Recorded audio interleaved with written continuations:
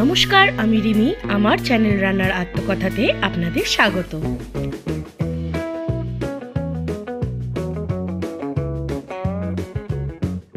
আজ নিয়ে চলে এসেছি বাঙালির অত্যন্ত জনপ্রিয় এবং লোভনীয় একটি ডিশ, চিংড়ি মাছ দিয়ে মোচা ঘন্ট।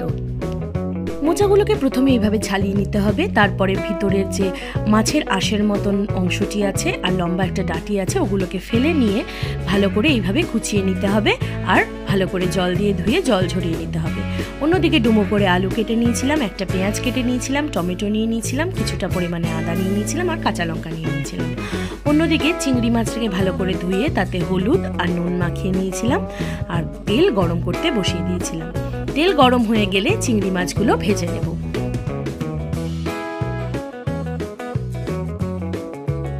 মাছগুলো খুব কড়া করে ভাজতে হবে না, এইভাবে দেখুন হালকা করে ভেজে নিয়েছি। তারপরে আমি তুলে আলাদা করে রেখে দিয়েছিলাম। তারপরে ওই তেলের মধ্যে আর একটু সামান্য তেল দিয়ে দিয়েছিলাম দুটো তেজপাতা আর জিরে ফোড়ন।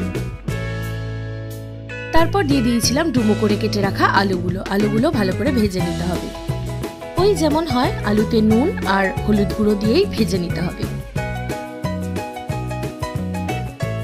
আলুটা ভাজা হয়ে গেলে তার মধ্যে দিয়ে দেব ওই কুচিয়ে রাখা পেঁয়াজগুলো আর টমেটোটা।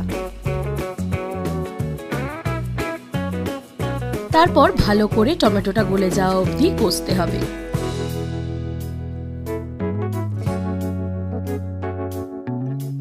দিয়ে দেব চিড়ে রাখা কাঁচা লঙ্কাগুলো।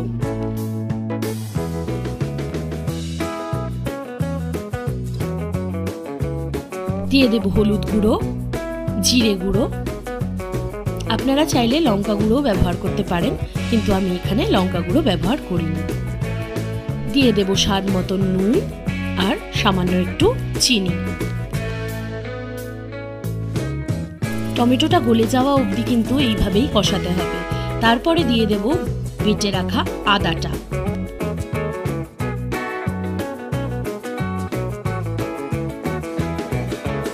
দেখো টমেটোটাও গলে গেছে আর তেলও ছেড়ে গেছে। তারপরে দিয়ে দেব ভেজে রাখা চিংড়ি মাছগুলো আর মোচাগুলো।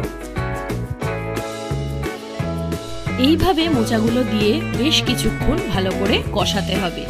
তারপরে গ্যাসের ফ্লেমটা লো করে দিতে হবে।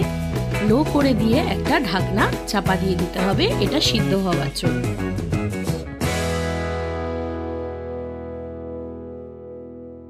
এতে আলাদা করে জল দিতে হবে না, মোচা থেকেই জল বেরোবে, সেই জলেই মোচাটা সিদ্ধ হয়ে যাবে। দেখুন এইভাবে জল বেরিয়েছে।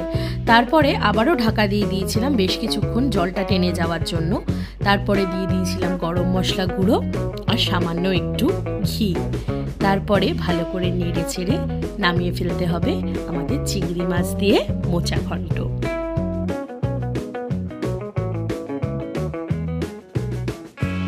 আর কি চাই, এবারে গরম গরম ভাতের সাথে সার্ভ করে দিন আর পুরো এক থালা ভাত এই আইটেমটা দিয়ে খেয়ে ফেলুন।